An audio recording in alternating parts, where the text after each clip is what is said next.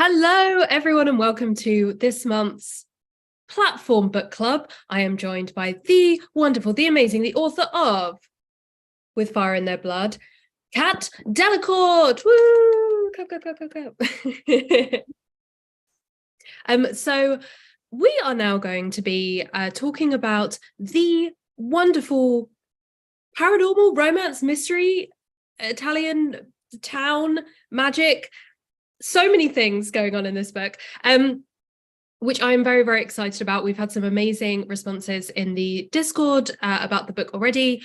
If you are watching this and going, Rowan, so confused. What is a book club? What is happening here? Where have you been? Check out the Discord, which is in the description of this video. We essentially will read a different YA book every single month and then talk to the author about it at the end of the month, which is what you're watching right now.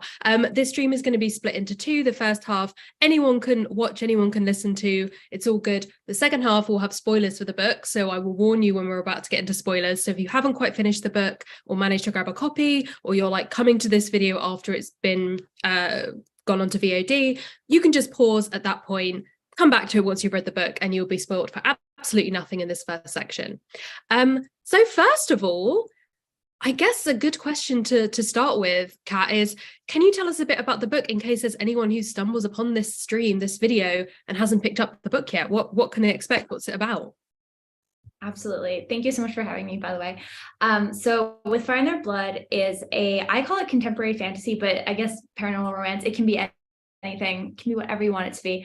It is about a 16-year-old Italian-American girl called Lily who moves with her father to this dark little town in the Italian mountains. And then things start to go wrong very quickly. She discovers that the town is run by two rival mafia families, and they also burn witches at the stake.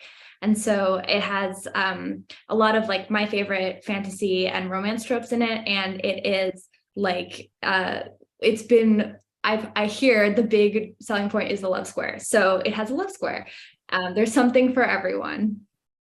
Amazing. And what was the initial inspiration behind the book?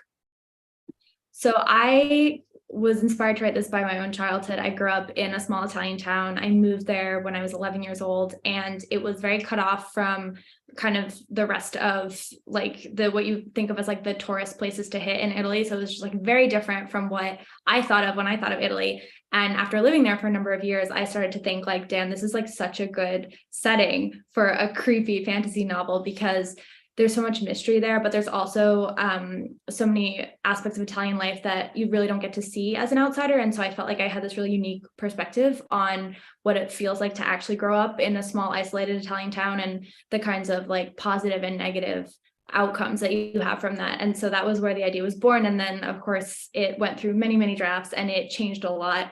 And like the romance came in much stronger later on. Like I think the older I got, the more interested I became in making it more romantic and also more twisty, more like mysterious. And then it is where it is today. Amazing. At this point then, I want to take the first question that we have from a reader. So just so everyone knows who's on the stream, we have taken questions from readers in advance on the Discord, but if you have any questions while you're watching, please put them in the chat. We would love to answer them there. So Dark Gus wants to know, did you have the story before you had the characters, or the other way around? So yeah, what does that writing process look like for you? That's a really good question. I am always so interested to hear what comes first for other writers, like character or story. For me, it's kind of a mix. I think that I tend to be a character-driven writer. So I had a lot of ideas for certain like character traits. Like, so for example, Liza, she came to me like quite clearly, and I was like, okay, this girl will take me where she wants to take me. So she was really easy to write. So I had her, I had aspects of Nico and Alex, and then I had the setting, which feels like a character to me. Like the town that they're in, Castello, feels so, it has such a personality, and it impacts like the narrative in a really strong way. So I had that. And then I had a couple of like what I call set pieces. So like the big events that I really like in the book. So like the carnival scene, like the masquerade ball, and then the trial scene. Like I knew I wanted to write something in an arena. I was like, Colosseum, like what can we do with that? And masquerade ball, what can we do with that? And so from those kind of like elements, and then the characters, the narrative came. So yeah, it was a mix, but I would definitely say I tend to be a character driven writer. So in general, I find that characters come alive before the narrative. Amazing. And did you have to do a lot of research for this book? It feels like even though you're writing something that does have fantasy elements, there are also elements of real life, like mafia families, cults, but then also magic, history. Like, was there a lot of research going into it, or did you kind of just like go with your ideas first and then maybe check in on some the fact checking a bit later?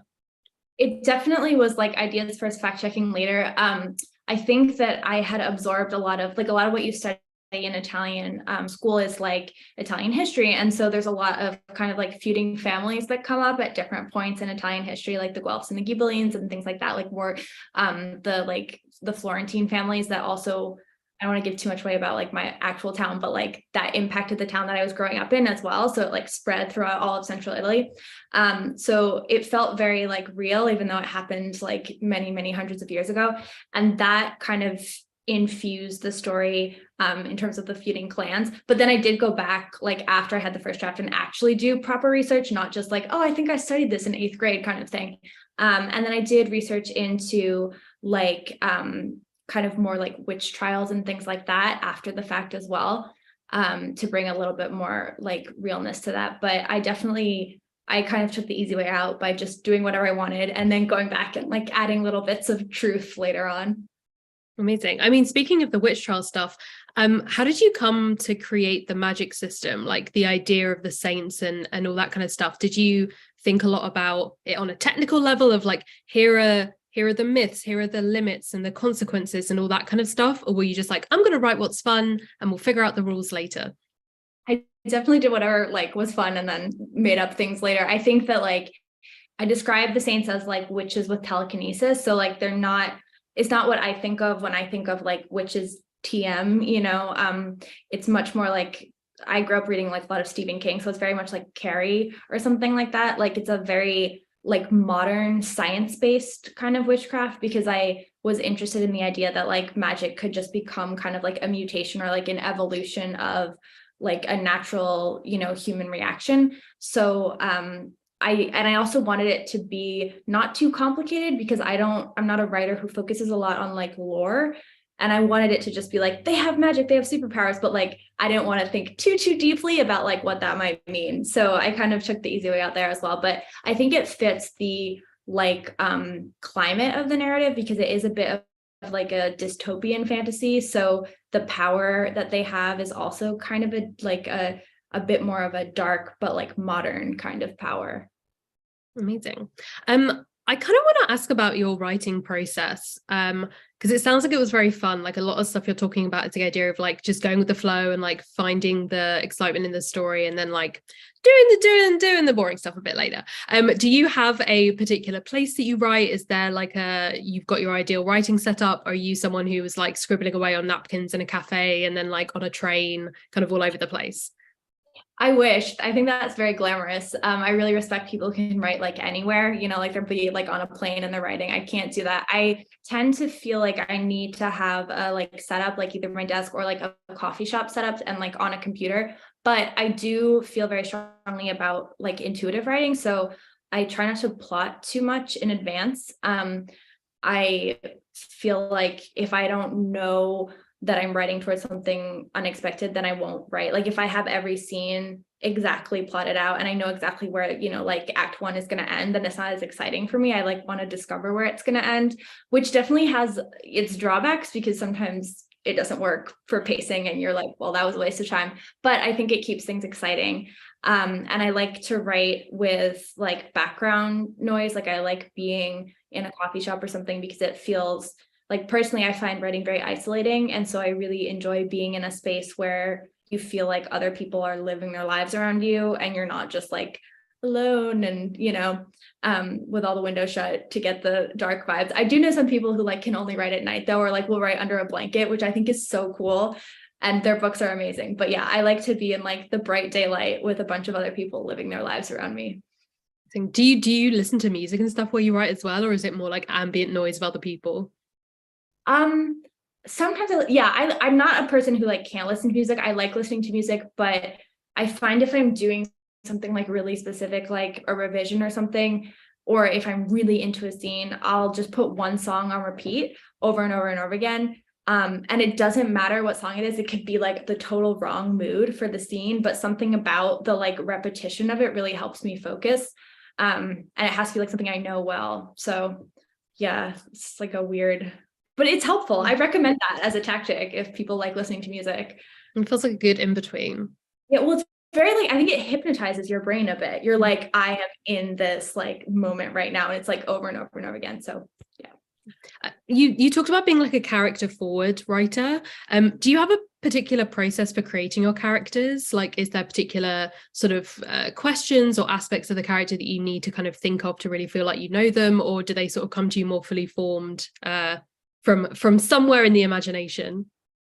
I think that a lot of my characters start either with something that I like observe, like someone that I see or someone that I know, or something that I read, or like some kind of media that I've consumed, and I want to write a character that reminds me of that person. Especially as a kid, like that was all of my characters started out like being based on pieces of media that I loved. And I was like, oh, I want to write a character like, you know, so-and-so. And I still feel like that's the case. And I think that their personalities get much more like fleshed out as I write them. But I start with like, sorry, that's my cat. I start with a vibe. I dare not look at what he's doing. Yeah. And then from the vibe, it's like, you know, it's like a person like X, and then you kind of discover who they are for you personally. Amazing. And talking about the idea of like being inspired by, I think it's always really interesting when we're talking about books which are like genres other than contemporary, where you're like, is this inspired by experiences and people around you? And it sounds like this kind of was in terms of like your own experience moving to Italy, like this idea of observing people and seeing stuff in them. Is that something that you've always done in your writing? Is that like a consistent thing for you? Yeah, I mean, I definitely like, I feel like there's a boundary between like, you don't want to base things too strongly on, personally, I don't want to base things too strongly on people that I know, because I feel like that can get awkward. But I do think that like I write a lot from experience, and I also feel like I thrive when I'm like in a situation and I then kind of go home and like reflect on it, and I'm like, okay, now I want to write about that. It's very much like the Taylor Swift like writing style, which I absolutely love. So I think that it feels much more like real to me to have kind of like left a piece of myself in that situation, and then kind of go back and like reanalyze it and reimagine it, and like what could have gone differently, like, you know, what if this person was like different in this way? Could that be a story? Amazing. Do you feel like you have a strong connection to the characters yourself, in terms of like there's a bit of you in each of them? I know we've talked to authors before who've been like, yeah, there's like a little bit of me in each of these characters, and other ones who are like, absolutely not, like this is maybe one character I'm kind of like, but everyone else is totally different. It's like if your character's a serial killer, no one wants You're to like, not me. Definitely not. No, I feel that. I think that I tend to be more towards like there's part of me in maybe not all, but like many of my characters. Because I don't know. I mean, as a writer, I feel like how can you not, like in some, like you identify with them in that moment. So like you have to feel something for them. I'm definitely more similar to some of my characters than others, but yeah, I try to put something of myself that I can like recognize in most of them. And then in some of them, I'm like, I don't know you, but I respect you. Like, you're great. We've got another question from a reader. This is from Dark Gus. I love this question. How does the supernatural help us understand the real world? Oh, that's a really good question. I think it's like, why do people like reading fantasy, right? I mean, I think that you can explore things in those worlds that you don't get to necessarily like talk about in the real world because it's difficult, or it requires like bringing things up that you're not ready to face, maybe within yourself or about who you are, that maybe you're not ready to like talk about. But then when you see it being explored in like a fantasy context, it feels like none of the rules apply from the real world. And so people are, I think, a lot more free when they're writing in those worlds to be like to be themselves, essentially. At least that was why I personally decided to write fantasy, is because I felt like I could say things and have characters act in ways that like especially in terms of what the power represents in the story, like the sort of like sense of otherness and of trying to figure out who you are, and like self-realization, that maybe like I wasn't ready to face that or talk about that in my reality, but like writing about it in fantasy helped me come to terms with it. So I think that that is why there's so much love for fantasy. I think it's just like this incredibly freeing genre. I was going to say, do you have like favorite things about the different elements that you have within the story, whether that is like the supernatural element, the mystery element, the romance element? Like, are there things that you, when you think about those, you're like, you have a really strong idea about like why I like these as well? Yeah, I think that in terms of like what's in with Fire in Their Blood, I really like the sort of like unpeeling the layers off of each of the characters and also off of the town. Like the further down you go, you keep uncovering something like unexpected or eerie about the different like players in the narrative. And I think that that came from a place where I was like writing about what it feels like to be kind of stuck somewhere, like what it feels like what you will do to kind of like get out of your circumstances, and like how that changes people and like how people react to that differently. And I think it helped me personally come to terms with like what I wanted from my life and like where I wanted to be and how I wanted to interact with the world. And I had fun putting that in this kind of like dark, like mysterious way where it's like you're actually uncovering like character secrets and like things that drive the plot, but it's also, I think, like a very clear journey of like self-realization for each of the characters. So one of the questions I always really like to ask our authors, because I think there's always such a different answer, is in terms of inspiration and stuff. Some authors, while they're writing, seem to really love reading books at the same time that they're writing. And some of them are like, yep, I read books in the same genre. I like to be surrounded by that kind of world. Other ones are like, I love to read, but totally different genres. Some of them are like, I cannot read at the same time as writing because it just distracts me from the story. What's your relationship with like reading as a writer now?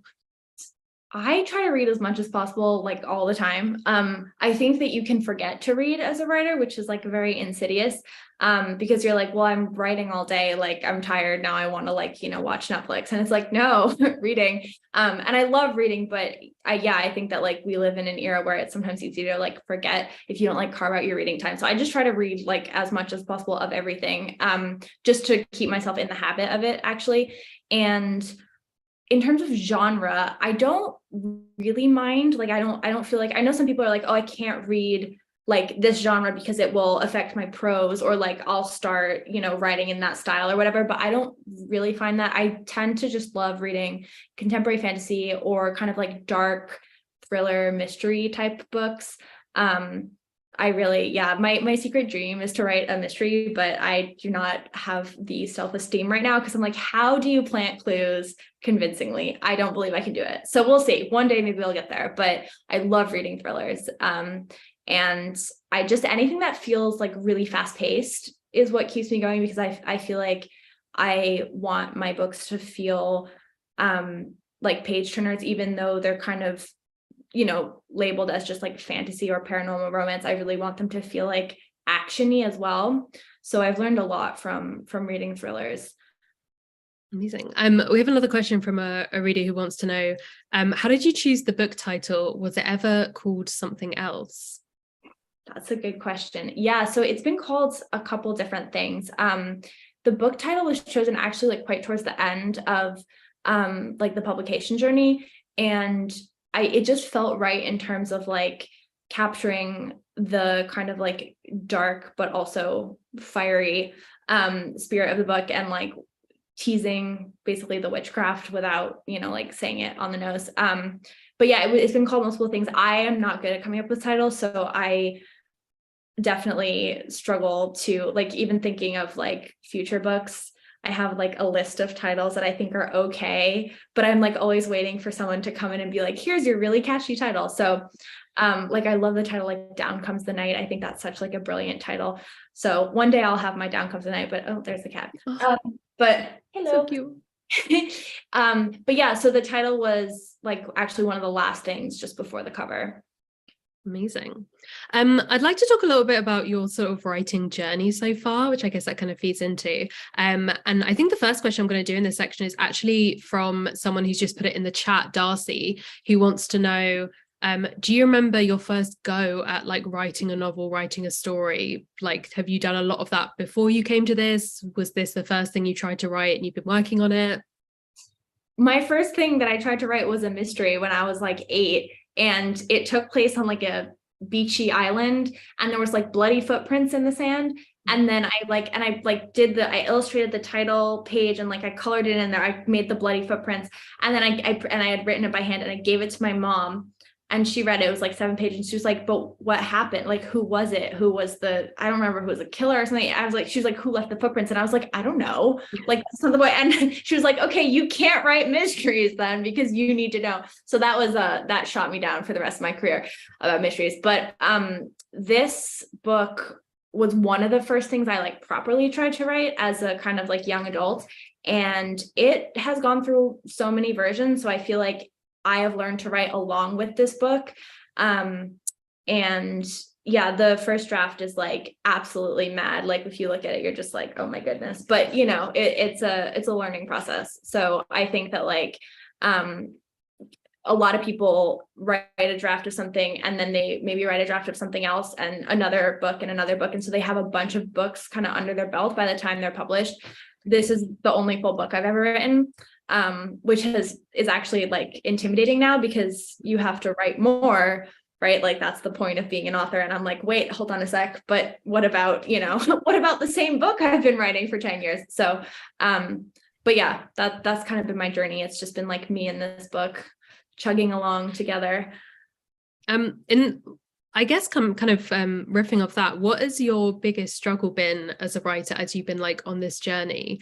And do you feel like you've figured out a solution to it, or are you still kind of dealing with some struggles? Does anyone figure out a solution to writing? It's like the hardest, like it's like constant like psychological turmoil.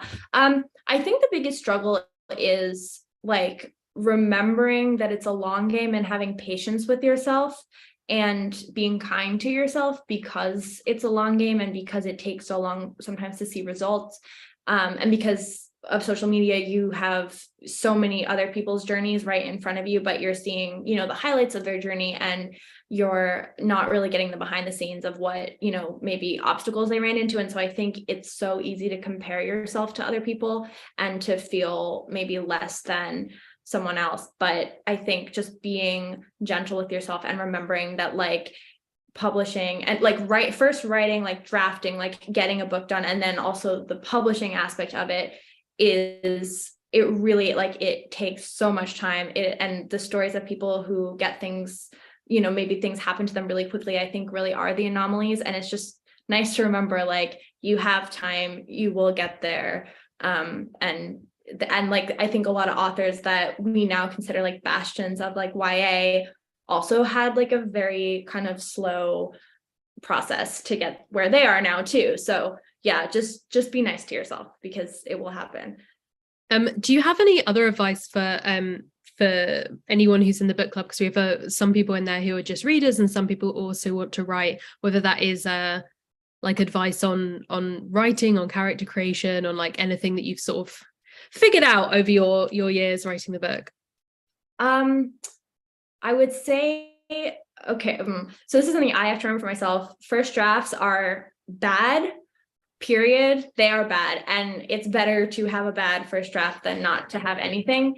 I am so sorry. The cat is now like in a bag, so that's I don't know if you can hear this, but it's very loud. Can't hear the cat, but I enjoyed the audio description of what's happening anyway. Amazing. I'm hearing like plastic. So yeah, bad first drafts are bad. I think having a community is really good. Like I wrote, so for most of the time that I was working on this book, I was not on social media. So, which is kind of good as well. Like I do think social media can have this really negative side where you're comparing yourself, and also it's just really distracting. And I run into that too. And I think that like, that is something to be aware of, is how easy it is to like lose yourself in that. But on the flip side, I think it's been really good in terms of like finding a community of writers, and that is absolutely invaluable. Like the difference that it made from kind of writing on my own to being able to have like critique partners or people who just had like really great insight either into like writing itself or into the publishing journey, made a huge difference. So I definitely think like finding people that you trust with your work, and also like, but being, like aware of who you're sharing it with. Like sometimes people bring their own baggage to critiquing. So like also remember that like their opinion isn't, the be all and end all. And I guess like as cliche as it sounds, like believing in your project, and not trying to shape your project to fit a trend or what seems to be, in at the moment, or like what other people tell you will sell. Like publishing is super unpredictable, and I don't really think anyone knows what the next big thing is until it happens. And there's no better way to like be that thing than to stick to your vision. Amazing. That's very good advice. Kind of the last question I wanted to talk about before we get into the spoiler section, is how you kind of talk about the fact you've been writing this for a long time. How do you ensure as a writer who's writing like YA, who's writing for teens, that what you're writing continues to be like true and relatable to that audience, that it feels like authentic to their voice, rather than being like an adult writing about what they think a teenager is? Like how do you kind of get that balance right? I think that, so in some way I cheated because the town that my book is set in is cut off from like modern technology. So I think in terms of like speech patterns and what is culturally relevant, like right now in contemporary, like today, I got to like ignore that because I was writing about a town that is essentially trapped like 20 years in the past. Because I didn't want to have to address like, but what about iPhones and what about, TikTok and stuff like that. So I kind of like skirted that a bit. And I think that like, that's why I was drawn to, I'm so sorry. He just fell on his head. He's really dumb. Bless him. We love him. He's trying to get my attention because I'm ignoring him. I think that I was drawn specifically to a world that was not like modern, because I find it intimidating, honestly, sometimes to have to like capture because I think that readers can tell when you're trying to like imitate, like the teens, like it just feels really fake. But I also think like teenagers are people. So like writing characters that are people should, resonate. Like you don't infantilize your readers. You don't like try to like mimic some kind of like thing that you don't understand. You just treat them as like, like you treat them with respect. And I also think that like, I feel very young at heart. I'm like, I don't think that I've like, I'm a teen in my heart, like maturity level, I'm a teen. So it's all good. Amazing. Sweet. We are going into the spoiler section now. So for anyone who is watching who hasn't finished the book, pause, come back to it later. And while they're leaving, we'll do the like break question, which is going to be the classic question from Pippin that I'm pretty sure Pippin asks every time, which is sequel ? And also this time around, audiobook ? Audiobook.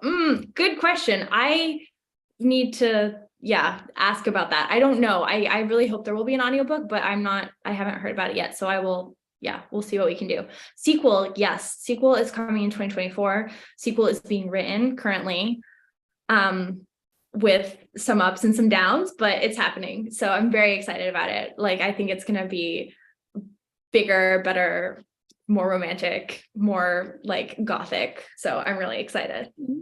Okay, well, we're in the spoiler section now, so I can say read the sequel. We've had a question from one of the readers, which was, did you always know that Lisa had to die? Is it Lisa or Liza, or how do you say her name? I say Liza, but technically it would be Lisa if you're saying like Elisabetta. So okay. Either way. So the question was, did you always know that she had to die? But I'm not convinced that she's dead. I'm not convinced that that girl is dead. We didn't have a doctor calling time of death. Same with the general. I'm like, listen, as if there was no doctor pronouncing a death, and not a corrupt doctor who's in the mafias and their families and lying to each other. I'm not convinced anyone's dead. I'm not convinced anyone's alive. I don't know what's going on. I mean, you're right. I don't know. This is not really a spoiler, but yeah, Liza is coming back. She's coming back. She's coming back with new things to get mad about and new abilities to get mad with. So ooh, I'm excited. What she's always wanted, but yep. Be careful what you wish for is what I feel like is going to be coming for us. Yeah. So Okay, so sometimes when we do the spoiler section, there's not so much stuff that feels like it's like a spoiler that we would have to be like, spoiler, warning, warning. I feel like I could just go through bullet points of like every single mystery that got revealed, every single like thing that happened that I was like, oh Jesus, oh God, another, oh my God, okay, this person's related to this person, and like everyone's, this is a disaster. You're so screwed, Lily, like you're so dead. So okay, I'm gonna go through some of them. Okay. Her mum. Yes. First of all, loved, I felt like it was very like interesting and refreshing to have a like a dark character. Like a lot of the time we do have like YA protagonist who's like mum has died, or you know their parents, like something going on there, but you fully were like, yeah, and she was bad. Like, yeah, and she was the worst. And that felt really interesting to me. I feel like that's not necessarily something we've seen, that it's not like this dark, like I remember when me and my mother used to bake cookies together and it was, you know, the big loss really just separated me and my father. It was like, no, also she was horrible to me. Was that always part of it? Were you always kind of knew what level of not nice her mum was, both in terms of how she treated her daughter, but also in terms of what was going on with her within the town, like as part of her backstory? Yeah. So her mom has always been, from the very first draft, her and her mom, there was one draft where her mother was alive, but even then they had like a very, very toxic relationship. And for most of the drafts, her mom had, you know, killed herself. And I felt like Lily, so I really like unlikable women. I like writing unlikable women. I like reading about unlikable women. And I felt like she had to have an unlikable woman as a mother because of who I wanted her to be. Like it didn't make sense for her character development to have these kind of like nostalgic like memories of her mother. And I also wanted her to feel really isolated.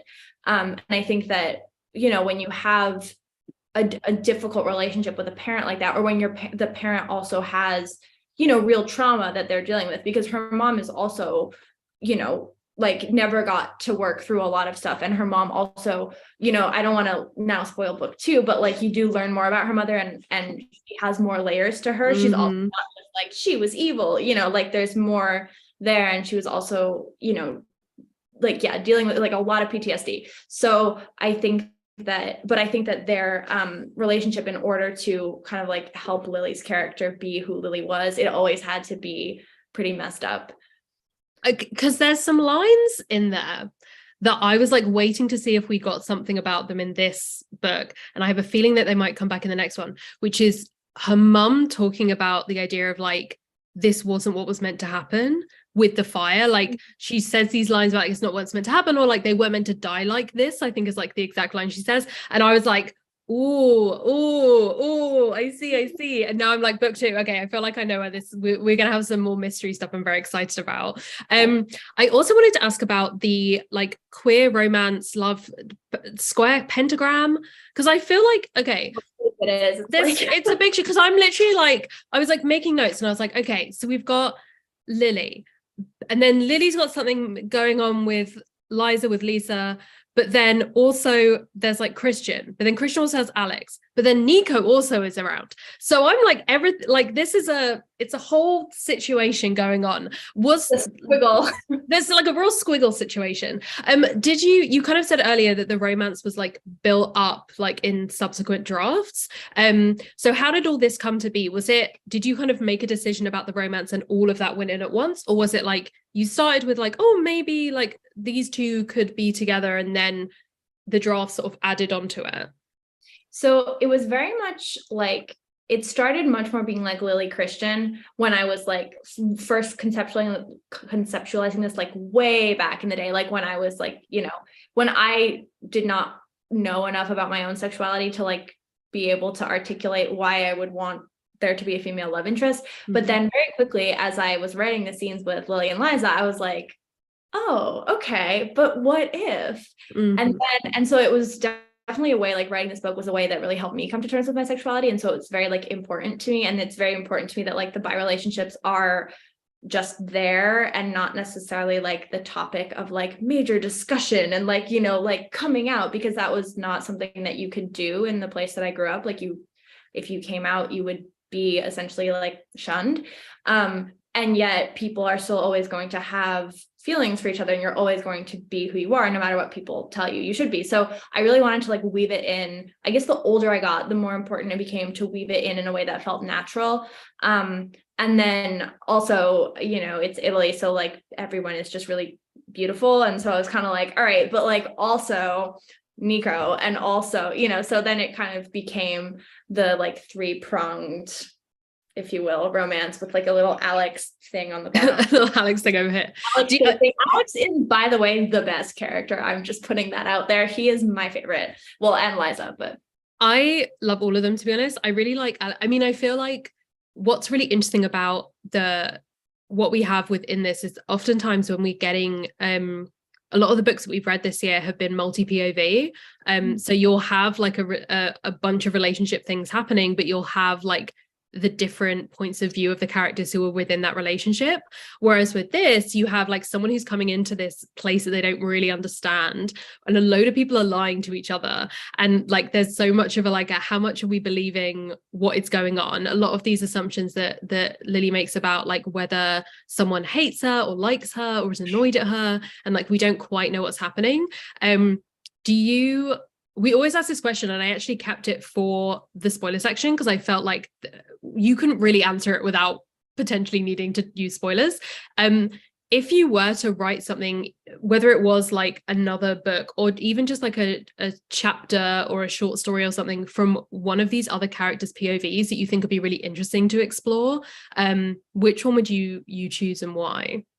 I would definitely choose Christian, and I have I thought about having it be like I've actually like written from his point of view, and I thought of it being like maybe a bonus material at some point, but so maybe for book 2, but yeah, it would be Christian. And I think just because he has so much interesting, like so much to unpack there, and I think that his feelings towards Lily are like really interesting to explore, but then also he represents the kind of like status quo in the town, and I think that seeing the town through his eyes would be just like a really different perspective than what Lily sees, and like the way that he and kind of most people there are so resigned to it, and like resigned to that kind of like life that they're forced to lead, I think is like really interesting. And also his voice, like when I have tried writing it, I found it really like easy to write. Because he's like clearly very drawn to Lily. Yeah. But like with Christian and Alex, for example, like was this something where they were as official as you could be within a very like homophobic closeted town sort of up until this point? Like was it literally just like Alex comes into class one day and is like, well, what is happening here between these two? Like what is going on here? Or was it kind of like a not quite an official thing, like didn't really kind of fully blossom by the time this all started up? I think of Christian and Alex as like the friends to lovers, like, like fan fiction tag, but then like they're like repressed sad boys, so they can't like talk about it. So they don't like know how to articulate that they are important to each other, which therefore leads to like problems because they think like, oh, it's like whatever, like, and then it's like not whatever. The friends to lovers sad boys was how I did describe them to a friend while I was explaining that I was reading this book. So I'm glad that this has been officially stamped by the author that this is the vibe. Yep, that's the vibe. So obviously like it sounds like this has gone through a lot of different like iterations, kind of different figuring out like exactly how to tell the story. Were there any parts of the story that got cut from the final book, or like you didn't have space to include that either because it was like stuff that would have worked within the canon of this story but you didn't have the space, or maybe stuff where it was like, I don't know, a whole subplot or like a plot that ended up going in a totally different direction that you kind of miss being in the book? So yes, first of all, it used to be 140,000 words. So when it sold, it was 140,000 words, and now it's like 99 something. So a lot got cut. It was mostly just like filler stuff, but the filler stuff I liked because it was it's a much better book now for sure, but I missed the kind of like filler scenes with the like Lily's school, and there was a lot more kids in the class originally. Like you met a lot of her other classmates, and they were just like I thought they were funny. So it's like weird to say, but it was like the book used to be funnier and like more upbeat in parts, which is like not what you really think of when you think of this book. But I really liked writing them because I based a lot of the sort of like stuff they got up to in the classroom on like actual things that happened in my Italian school. And like just like so wild, and no one believes me. They're like, that can't have happened. And I'm like, no, it really did happen. Like there were, there was not a lot of discipline. And so that was just fun for me to write. But then in terms of like a real like plot change, the ending used to be, there used to be another character in the church with them, that ended up being cut because of very good advice that I got from one of my friends, who has a book coming out next year, which has not been announced yet, but it's going to be really good. And she very smartly told me to cut a character from the ending because it detracted from Lily's journey. And she was totally right. So, but they will make a reappearance in book 2. Ooh, exciting.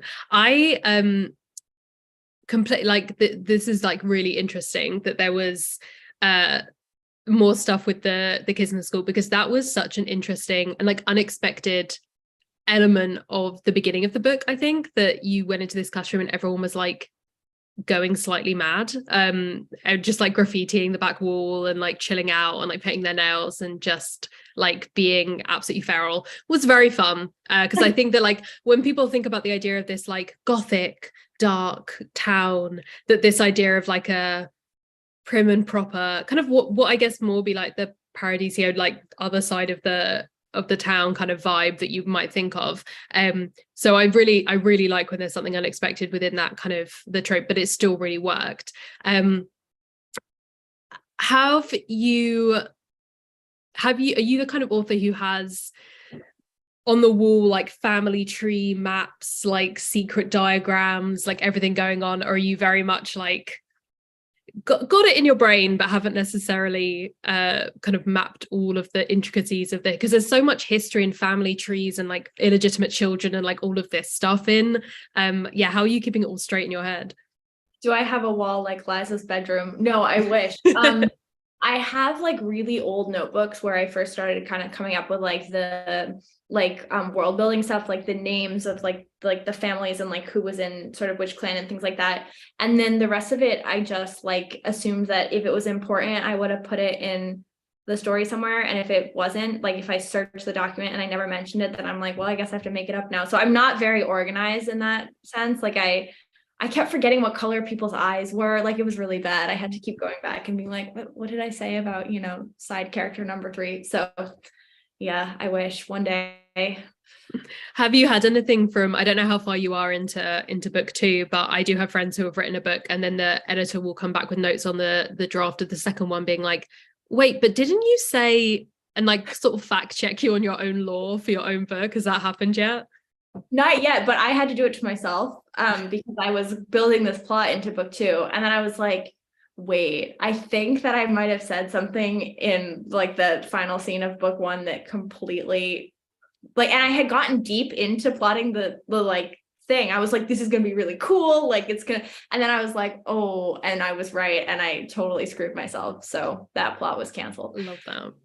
I'm not going to even try and trick you into telling us the end game romance stuff for the books, but has that, whatever the end romance or lack of romance looks like, has that always been the plan? Like, is that something that you kind of have figured out, like as soon as you got these set of characters together and it formed itself into kind of what this book is, have you always kind of known how that element is going to end, how the love pentacle is going to end? Or are you sort of like, as you're writing, being like, oh, but Liza and that we kind of no, maybe she's sort of off the deep end at this point, maybe back to Christian, oh, but Christian and Alex could work? Like, have you ever sort of like swayed a little bit, or are you know exactly where you're going at this point? I love the love pentacle. That sounds way cooler than love square. Thank you. I originally had an endgame romance that I completely changed, so now I know exactly what the endgame is, but it took me a while to come to terms because I definitely like responded to other like reader feedback as well, like from early drafts, like people this is why I think it's really great to have a writing community of people to share your work with, because people have such good insight that I think sometimes you're too close to the draft to see. And so yeah, I was given some feedback about how perhaps a character should die, and now I'm like, oh no, they're right. So that changed my end game. So yeah, now it's different, but I'm very like happy with the end game now. And I think that ultimately there's only really like one outcome that makes sense for like Lily being a like healthy person in the long run. So we'll see. Maybe people will guess what that is, but yeah. I hope it's Chrissy, truly. How did you know?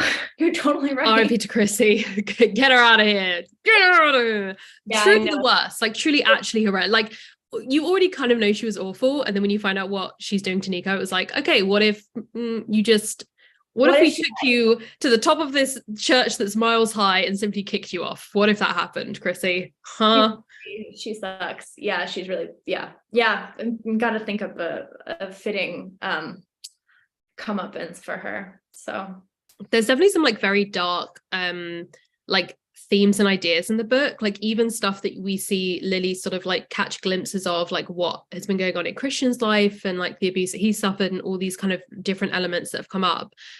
How do you figure out like what is too dark? Like is there a place that is too dark in YA, do you think, or do you feel like it's that idea that you said of not kind of babying a YA audience, not underestimating them, that you can pretty much go to these different places because there will be teens, I guess, who will be dealing with this or will already kind of have this knowledge of how dark the world can be?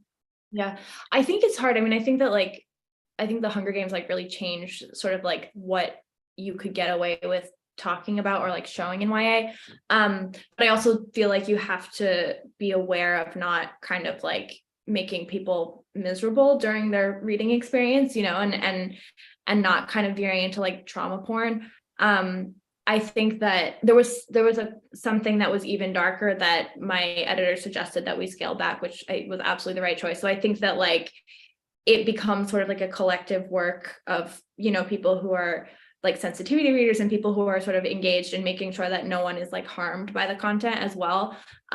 But yeah, I do think that like these are things that, you know, unfortunately people have familiarity with, you know, so it's also not real to omit them. And I think personally, like I always wanted to write something that felt really real to me. So yeah. I'd love to talk now. We're kind of like nearing the end of our chat about what the reception has been like to the book. Have you heard from readers? Have you gotten a sense of that, or are you like, don't show me the Goodreads, don't give me no information, tell me nothing? I don't look at Goodreads because everyone says don't look at Goodreads. So But yeah, I mean, it's just been amazing because the book sold during the pandemic. And so I think for a long time, I wasn't really sure if I would ever get to interact with readers like in person, and to get to do like a couple of events in person in the UK and to like physically meet people and to like be at an event and like see people sitting in the audience was just so incredible and so surreal. And it's always so lovely when people like reach out like on social media or whatever and like say that the book has meant something to them. And I've had, just some like really lovely encounters like that where people are just like, you know, like I related more to this character than I have to anyone in, you know, in a long time. And like that, you know, thank you for that. And I'm like, that's the whole point. Like, that's why I wrote the book, like blessed, because sometimes you're like, oh man, what a process this is. Like writing is hard. I don't know. And then you remember why you do it. And it's so that you connect with readers and like give someone something that like you wished you had at that time in your life. So yeah. That, I mean, we've had some really good feedback in the Discord. There's a few people saying it's like their favorite book, their favorite read of the year, which is really exciting. And I know that they're really excited for the sequel. I don't know whether you've read Iron Widow.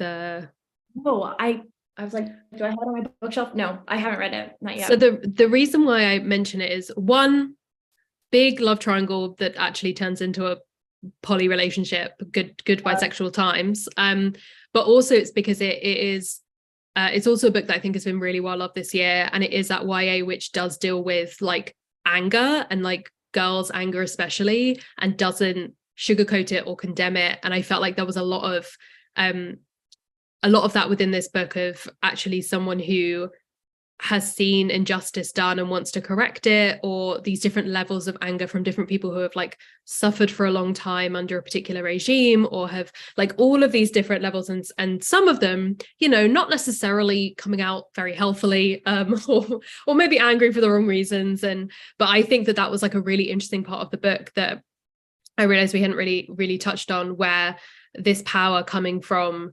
these like very understandable and like strong emotions from a female protagonist who isn't just being like carried along by the story, but has this kind of agency and this anger within her.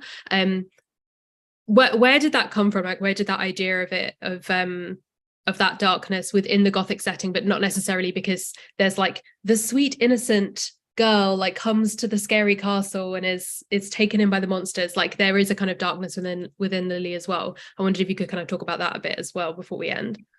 I loved writing Lily because I like unlikable women and angry girls. Like that's I think that like female rage is really powerful and is not given enough due just in general. And so I really loved exploring Lily and Liza as like two sides of the same coin, where like one of them has chosen to kind of let their anger consume them, but Lily also like Liza's like, you know, we're the same, and like Lily knows deep down that they are kind of the same, and that scares her, but it also is maybe like a truth that she doesn't want to have to deal with. And I think that like just for me personally, like as a woman, like there's so much that makes me so mad all the time, like just having to exist day to day. And I feel like we're told to just kind of like deal with it, like, you know, be nice, be like, you know, don't take up too much space, like, you know, like don't let people know you're upset, like all of these things that I think are really like grating. And then when you combine that with being like physically stuck in a place that like takes that to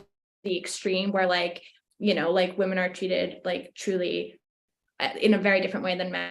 Like in the town where I grew up, there was like a very clear like hierarchy of like whose opinion mattered and like who had, you know, the ability to do things, and like who was really truly meant to be like cooking at home, you know. Like I think that like you can feel that like Lily and Liza are like chafing at the edge to like get out of here.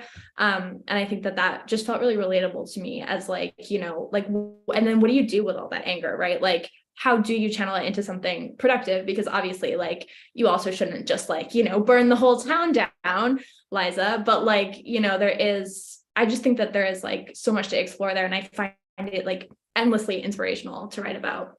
So yeah. I love that. Second to last question is for another one from a reader who says, is there something that you would like your readers to take away from the book when they've read it? Well, I'm hesitant to like give like an interpretation or whatever, because I do also think it's like whatever it means to you, then, you know, as long as it means something, like my job is done. But I do think when I was writing it, I was thinking a lot about like self-understanding and self-realization, and kind of having the strength to be who you are no matter what that looks like and no matter what people tell you. So I think, as cliche as it sounds, like trusting yourself and like being true to yourself kind of no matter the circumstances is, you know, if it can like help you feel like that's a good thing, then that would be a nice thing to take away. Amazing. And then my final question for you is, I imagine that the answer is the sequel to this book, which is what are you working on now? But I guess if that is the sequel, is there anything planned further afield, or are you like, Rowan, shut up, don't ask me about something beyond this like book I'm currently trying to struggle through? Oh god, no, yeah, it's the sequel, that's what I'm working on. I'm working on like a secret other thing, but it's secret. It's secret, and it's mainly the sequel. So amazing. Well, I know that everyone is gonna be really excited for 2024. I think that it's like that's so far away, but also we are at the end of 2022, so it's yeah, close as it could have been. Like no, like it's the beginning of 2024, so yeah, it's a little bit more than 12 months, I think. It's like 15.